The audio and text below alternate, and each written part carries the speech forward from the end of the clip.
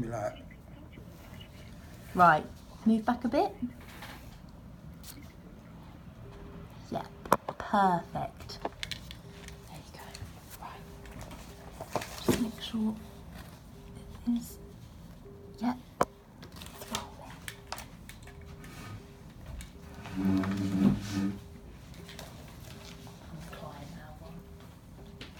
Are we rolling? Oh, okay. Hello, my name's Ron. I'm an employment advisor with the Wellbeing Service. Before we go on to do anything, I need to do some bits of paperwork with regard to documentation and whatever. Is that okay? Yeah. Okay. Before we do that, can you just confirm your full name and your date of birth? Yeah, Kim Walton, 4th of the 7th, 96. Okay, lovely. Do you happen to know your national insurance number? I've got it written down. It's WE774813. Okay. Okay. Can I just say before we crack on, I'm deaf in one ear, so you might have to speak up a little bit. Is that all right? Yeah, that's fine. I'm an old man, you see, so it's all falling to pieces. Okay. So before we start, we need to go through. Do you know anything about GDPR? Not really. Data protection? No. Okay. Well, let me give you this form. If you'd like to read through that, and then at the bottom you have an option, okay, which is self-explanatory, and then you sign in, put your name in there, sign it and date it, and if there's anything in there you're not clear about, just ask me. Is that okay? Thank you. Can I read this later? Would you like me to read it for you and explain it? Would that be easier for you? Because I need this done before we do anything else. Is that okay? Okay, yeah, that's Yeah? okay.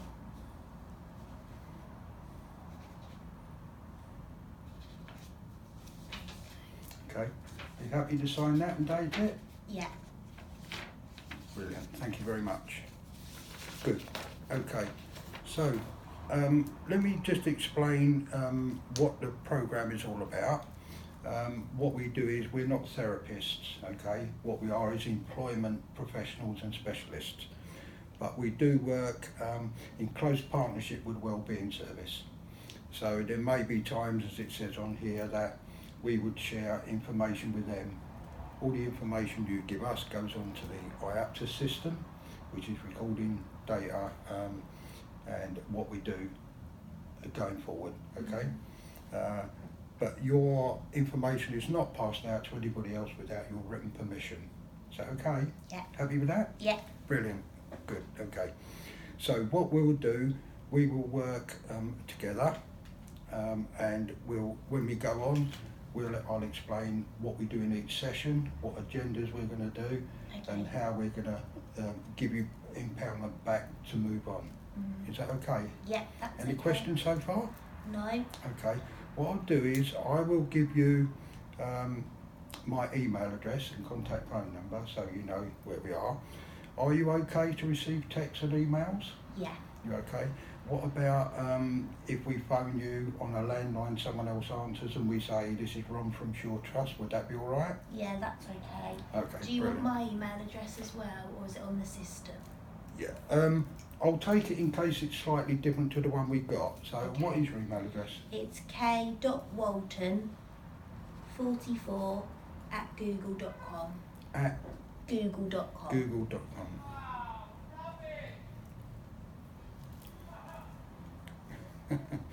Okay. The purpose of this the session today is about. I'll tell you a bit about myself and the service, and then we'll talk about what we can do, what your issues are, and we'll work over them. Is that okay? Yeah. Good. Okay. So, my name's Ron. I'll be your advisor, but anyone else in the team will help you if I'm not around. Okay. As I say, we are professionals. We've got a lot of experience between us, and if you have any questions, always remember no question is a silly question. Okay. So don't be afraid to ask anything. We won't prejudge or anything like that. Okay.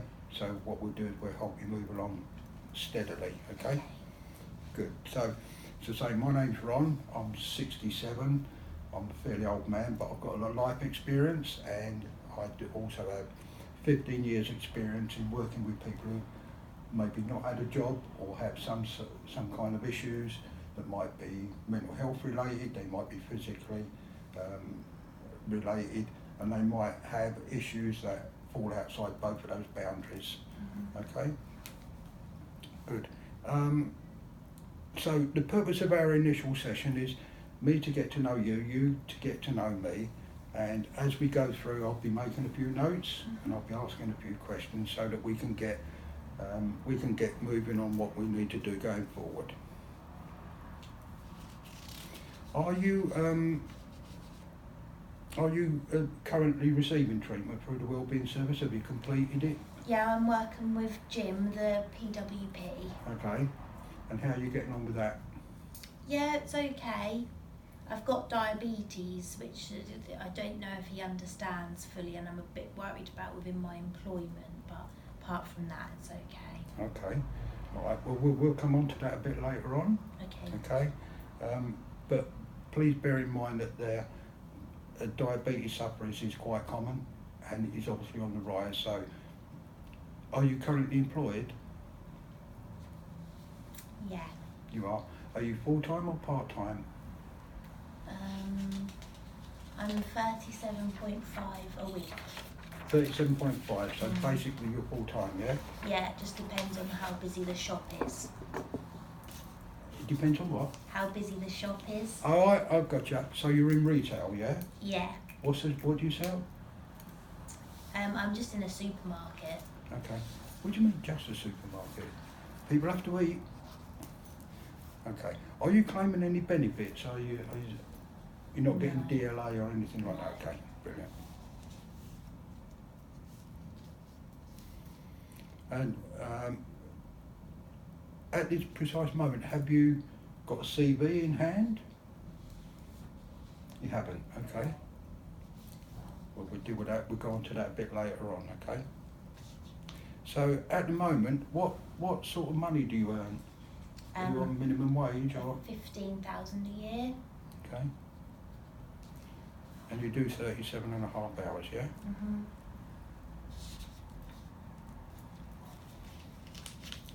Okay, so I've had a brief read of the notes that Jim has put on that just give me a bit of a basic background, but I like for you to talk to me, okay, because notes are one thing, but face to face, you know, we can build a relationship up so that we, going forward, we can build some trust, so, and then we can work on certain tasks. Is that okay? Yeah. Brilliant. So, you've been put forward with an issue at work. Explain to me what you think that issue is. So, I work in a supermarket, and sometimes when I get there, I'm told to go home after a couple of hours if they don't need me, which does stress me out a bit. And especially because when I started, they said that I'd always work 30 hours. Okay. But what is it? Have you been given a contract of employment? Well, you must have been given a contract. What does your contract say? Have you? I don't know. I You haven't don't been know? through it. Okay. Have you got it? Yeah, I've got a copy of it. Okay.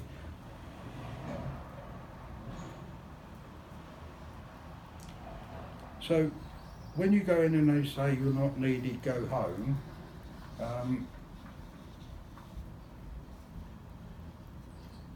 What do you actually go home? Do you? Well, I've taken on a second job because I can't afford to not have those hours. So I work in a pub to try and make up the money, but it all stresses me out because of my Okay. diabetes. Okay. Are you type 2 diabetic? I mean, do you have to take insulin, or do you have to have a sugar build up, or Yeah. what, I'm insulin? type 2, yeah. Okay. Insulin controlled, but that's why it's important that I have to eat at set times, and sometimes in my current employment I'm not allowed that, and I said to them to an interview that is something I would require. Okay. Are your employers aware that you're insulin dependent? Yeah, I said it in my interview. Okay. But they said at my interview that would be respected, but sometimes that's not always. You don't feel like it. No. So how long has this been going on? Has this been ever since you've been there? Yeah, so I've been diabetic since I was 12, and for the first few weeks it was okay, but now as the shop gets busier and I've been there a little while, it's almost like they've forgotten, and Okay. because I'm so anxious, I don't really have a bit scared to say to them. Okay. How long have you been employed by this particular company? Over 2 years. Over 2 years. Mm. Okay. Have they ever said that they will make any reasonable adjustments for you? I haven't really asked. Okay. But apart from that interview, they did say that that would be something that would be taken into consideration. Okay. But then sometimes I get asked to work for a break period, and then I'll be sent home when the busy period is finished. Okay. So basically what you're saying is that your shifts are a bit unpredictable? Yeah, and sometimes if I've said, I need to go off the shop floor, I need to eat, I'm told, well, I can't because there's nobody else there to step in at that time, which Okay. it just makes me so stressed. I'm so worried about my health because I can feel that it's getting worse. Okay, so because the shifts are a bit unpredictable, basically what you're saying, and correct me if I'm wrong, your manager is not fully aware of what your issue is and what might happen if you don't take these steps? Yeah. Yeah? Well, it got so bad about 6 months ago. That's what led me to come in to here, because I was feeling breathless and sick, and I didn't know what that was. But Jim has explained maybe it was a bit of anxiety, but that was on the shop floor. Mm-hmm. Okay. Do you get any support at work? Is there anything at work where there are people who understand your situation and maybe support you, or nobody there really understands? No, not really. I'm not that confident in talking to my manager. I feel a bit let down because obviously I was told at interview that they would incorporate my health, and I don't feel like they have. Okay. So in terms of what's going on at work, the factors there, your situation has become better or worse? Obviously, it appears that there's no real understanding of your situation. So, Yeah, I would say. Well, the manager he did say to me, he called me into the office a little while ago and said I could change to another store, but that's an hour's travel away. And when I said that would make I would struggle financially to do that because of petrol money or public transport. okay. He said that would mean that each day I could have frequent breaks and get more hours. But when I said that this would still be a lot of travelling, he said if I didn't go then I could possibly lose my job. So I feel a bit torn, because although I feel that they have kind of tried to accommodate me by moving me, that isn't practical. And that's not going to resolve your issue. Is that what you're saying? Mm. Okay, fine. So I've just been avoiding him because I had to leave the room Okay. after him saying I might lose my job. I got really upset. I can understand that. Okay. Is this the only job you've had? Have you had jobs previous to this one? Yeah, and like I said, I'm working in the pub as well, part-time. But before your job at the supermarket, did you have another job? No. No, okay. Did you experience anything like this in the past, where you've been maybe at school or college and something similar has happened? No, but now I have these same feelings that I have at work when I think about money or going out, and I worry about what people think about me. I've got no control about how much I worry now. Okay. So,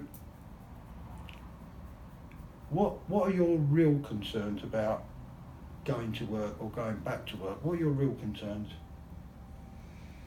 Is that the lack of understanding around my diabetes and facilitating that. And I'm worried because I don't have enough hours to meet my bills. Okay. And yeah, even at the minute, seeing my manager makes me feel anxious and sick, and I'll check my account and my bank account, and then I'll feel even more stressed because obviously it's really bad. And then in the pub, those feelings of stress follow me because I get worried about what the customers think of me and if I've served them in time. Okay. Do you enjoy working in the pub? It's okay. Okay. So, from what you're telling me, you go to work because you need the money. Yeah. It's a financial issue. Yeah. And then if they ask you to move to a different store, not only would that affect your finances, you could have a transportation issue as well. Mm. To Okay. do with my health. Okay. So, what have you considered looking for another job? I have a bit, but I really struggle with job searching. Okay. Is it searching for the job or is it applications? Both.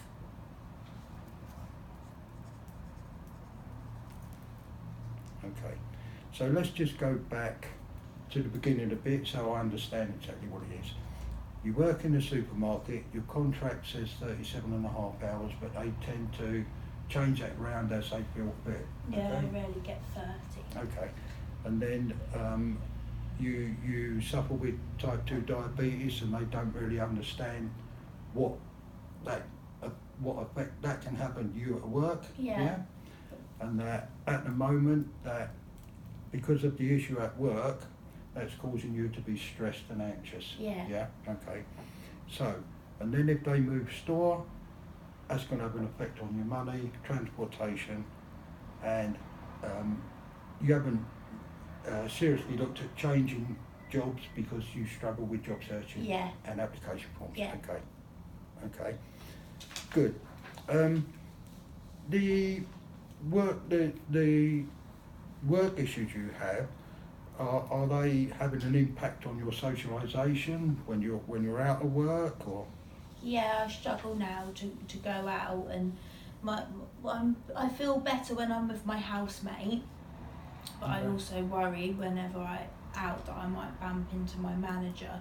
And when I'm in the pub, I worry, like, am I doing a good enough job, and what the customers say. My parents make it worse because they say, oh, like, I should be able to stick up for myself and push diabetes more with my manager, but I'm just too anxious. Okay. So, has Jim, the PWP, referred you to any courses like dealing with stress or CBT? Yeah, so at the moment I've been working with managing my worry with Jim, Okay. and when I met with him for our last session, he suggested employment support would be a really good idea. I've only been in the IAPT service for about 4 weeks, and I think I've just had my 3rd session with him this week, which has just been about managing worry. Okay. And your socialisation and your worry about what people might think of you if you don't do something specifically, or you feel you're not doing it properly. Have you made this clear to Jim when you speak to Jim? Yeah. You have. Okay. Brilliant. Okay. So, supposing you want to change jobs. I mean, you have a choice. Okay. You can change jobs if you want to. If you had to go and retrain or study for something else that might give you a better opportunity to go forward, would there be a problem with that? Well, yeah, I just need to earn money, Okay. and I want to remain flat sharing with my housemate 'cause we get on really well. Good. Okay. Is your flatmate aware of your diabetes and your issue at work? Do you talk to them about it? Yeah, that's best when I'm with her in my house, in my flat. Okay. But we don't intend to go out. Okay. So, what are you hoping for if you go to work? What are your hopes and ambitions? I just want to stay in the store that I'm in, have proper hours and proper breaks that fit in with my diabetes. Okay. I would like to go back to college one day to get better A-levels and do nursing like my housemate. I need regular hours so I can give up the pub to go to night school. So I just feel like there's too much sort of going on. Okay.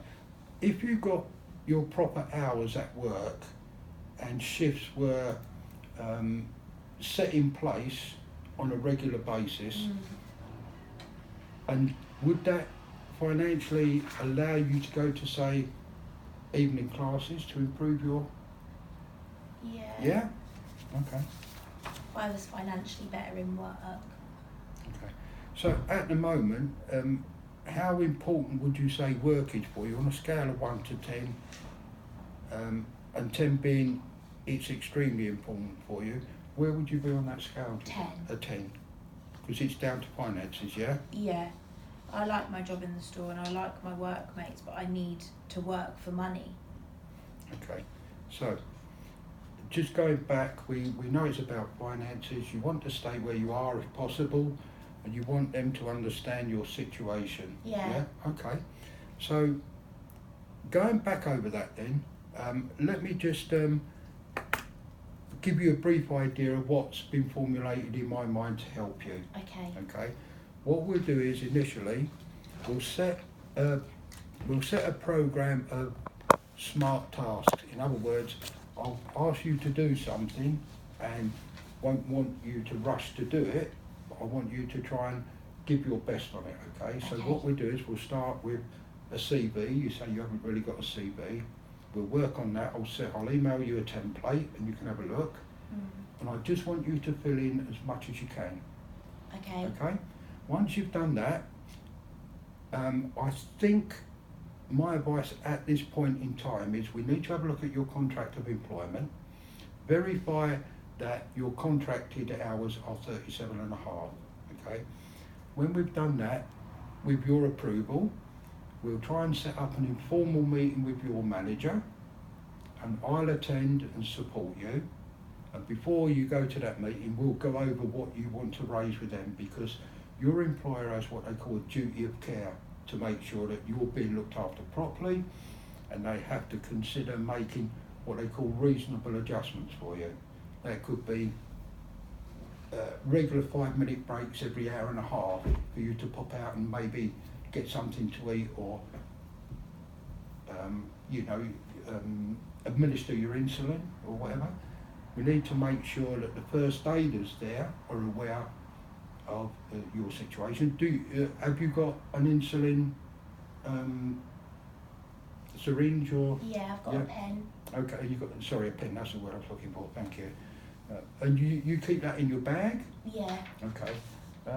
Do they have one in their first aid kit? I don't know. Would they have access to it? Would they know where to get it? I don't know. Okay, well, this is something we'll bring up as well. That'll take away some of the stress and anxiousness if you feel like something's going to happen. And if they see that you're suffering, then they'll be able to ask you, do you need your insulin? And be able to... Can my manager force me to move though? No. Because that's what I'm really worried about. No, you see... I'm scared I'll get sacked if I don't move. That ain't going to happen. Okay. That's not going to happen. Let me reassure you, they can't do that at this point in time. If they try to do that, they have to go through a certain process, okay? Under employment legislation and the Equality Act, there are certain things they can and they can't do. And one of the things is, unless it's a gross misconduct, it's not very usual that they're going to sack you unless you've done something that is completely illegal or whatever, okay? So don't worry about that. So what we do at the meeting is we meet with your manager, perhaps someone from HR would be good as well, and we can meet either here or out there at your place of work, okay? And we will put forward a set of requests to them, and we'll see how you get on. But I think probably what the issue here is that they're not fully aware of your situation. We need to make them aware of that. Yeah. Let me assure you that we will help you with your lack of confidence. For want of, I don't like the word confidence. I call it self-belief.